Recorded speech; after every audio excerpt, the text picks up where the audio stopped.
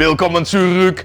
Ja, bei unserer X30 Rennmaschine. Und wieso? Ja, wir haben natürlich jetzt noch eine Woche bis den 18. Und dann ist unsere 4 Stunden Endurance-Rennen in Veldhoven in die Nähe von Eindhoven. Wir fahren selber als Buchshop natürlich auch mit. Das haben wir öfter gemacht bei 6 Stunden Rennen in Vaals. Aber das letzte Mal, dass es gelaufen hat, war in eine Buchshop-Rennen, also ein normales Rennen. Ha, wir haben jetzt ein total neuer Motor gebaut. Und wieso? Na, wir haben unsere Adikator. Wir haben einen neuen Zylinder, neue Membraneinlass, neuer Auspuff und wieso? Bei einem Endurance-Rennen ist es natürlich wichtig, dass das langlebig ist. Ne? Weil 4 Stunden Rennen ist echt total anders als ein normales Rennen von 12 bis 15 Minuten. Ne? Da muss alles scharf sein, da muss alles optimiert sein, weil man muss natürlich die Schnellste sein. Jetzt im 4 Stunden Rennen braucht man nicht absolut die Schnellste zu sein. Man muss nur Runden fahren.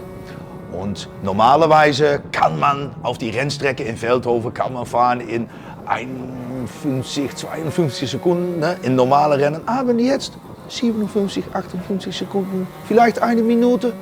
Mehr als genug, dann ist man Top 3. Ich wollte also heute ein bisschen erklären, was wir alles gemacht haben. Was haben wir jetzt gebaut für diese 4 Stunden Rennen, sodass es auch 4 Stunden läuft. Und wie läuft das jetzt? Spoiler Alert!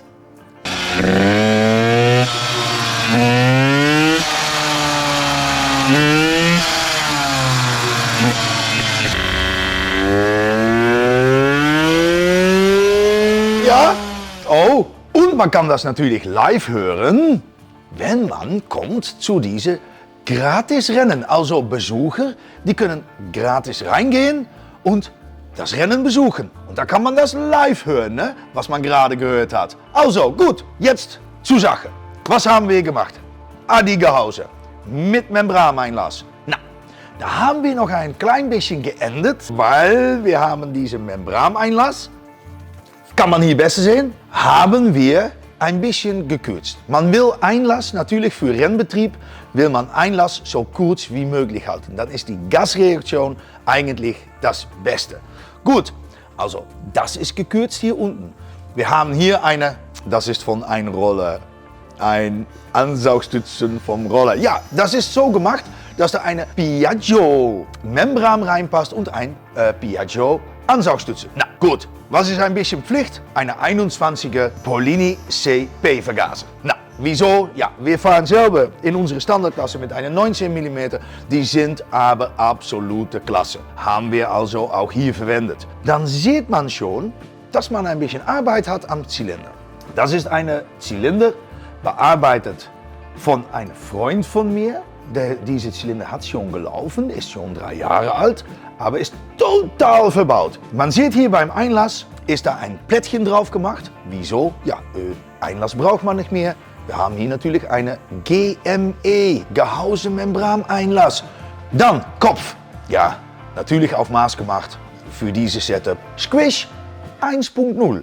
Und da sagen die, oder Quetschkanten, muss ich sagen. Da sagen die, ja, aber das kann viel niedriger. Ja, das stimmt, das kann niedriger, kann bis 0.8, 0.7 eben geht das. Aber 4 Stunden fahren, Jungs. 4 Stunden. Safe gemacht, 1 mm, läuft wie Sau, immer gut. Dann kommen wir hier zum Auslass. Ja, Jungs, dieser Auslass, das ist eine Eigenbau von einem Freund von mir, der auch diese Zylinder gemacht hat auch diese Auspuff auf Maß gemacht. Ja, das ist natürlich eine ideale Kombination. Hat sich schon bewiesen in Rennen. Müssen wir das dann ändern? Nee, absolut nicht. Also Auslass ist handgefertigt und absolut geeignet für diese Zylinder- und Vergaserkombination. Dann sehen wir eine C-Starter. Ja, ich fahre selber am liebsten immer mit einem Kickstart-Motor. Wieso? Wenn man runterstürzt und der Motor stirbt, ja, dann hat man ein Problem. Dann muss man das wieder mit einer Bohrmaschine oder mit einem Anrollmotor eben, mit so einem Hebel am Lenker. Ah, Jungs, das schiebt man nimmer wieder an. Also ich habe immer mit Kickstarter gefahren, aber die Jungs, ich fahre selber nicht, Also ich bin den ganzen Tag überall da am Rennstrecke. Und die haben mir gesagt, ja, wir wollen einen C-Starter. Na ja, gut, okay, haben wir einen C-Starter reingebaut. Was ist da hinten? Eine PVL auf 1,6 mm Voroberstootpunkt eingestellt. Also immer gut, das geht nimmer. Eine PVL geht nimmer kaputt. Kurbelwelle, was ist noch da drin? Ja, da ist eine Evo drinnen, eine Yassil oder Top Racing, wie man will. Haben wir noch nicht in Rennen geprüft. Also da sind wir sehr gespannt, was da passiert. Ich denke, die hält das ohne Probleme. Kerze ist eine B9, also keine Iridium, weil mit zweimal Fehlstarten bei Iridium ist Kerze kaputt. Also eine normale NGK B9HS ist drin. Kupplung an die andere Seite, da können wir noch mal reinschauen, weil wir haben natürlich keine Kupplungshebel. Also hier ist eine Mutter drin, haben wir mit Dichtmasse versehen, dass das nicht leckt. Hier ist natürlich diese ganze Deckel abgeschnitten. Da hat alles der Erik gemacht. Wieder alles super. Und da ist eine Clawkupplung drin. Nou, auch eine Clawkupplung haben wir im Rennbetrieb, habe ich die schon getestet. Aber mit Endurance oder 4-Stunden-Rennen noch nicht. Naja, mal sehen, was passiert, Jungs. Immer ein bisschen abwarten. Gut, dann haben wir auch noch, ja, das letzte Mal beim 6-Stunden-Rennen war unsere Auspuff an diese Fußrasten eingebaut. Oh, und dann bekommt man so ein Bein, das wird müde von dieser, ja, wie gesagt, Vibrationen. Haben wir jetzt geändert. Also hier ist diese ist für die Auspuffaufnahme. Kleines Detail, aber für unsere Renner umso viel besser. Da kann man auch diese Dämpfer sehen, eine Carbondämpfer, alles leicht gemacht natürlich. So leicht wie möglich. Das ganze Ding wiegt ohne Benzin 54 Kilogramm. Also das ist ziemlich wenig. Das ist alles hier bearbeitet, ist alles abgedreht. Diese Namen sind abgedreht, vorne, hinten. Und leichter als das hier geht es eigentlich nicht. Soll ich es jetzt schon mal ein bisschen starten? Ich kann schon mal sehen, ob das starten, ne? Es hat heute nicht gelaufen. Da muss man ein bisschen vorsichtig sein, weil das Ding das hat eine Kompression.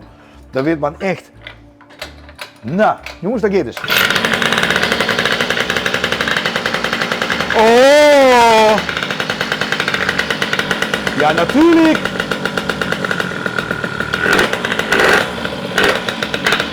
Na, man sieht schon, dass die Düse jetzt eigentlich zu groß ist. Ne? Da kommt eine Quelle raus. Aber wie gesagt, heute Abend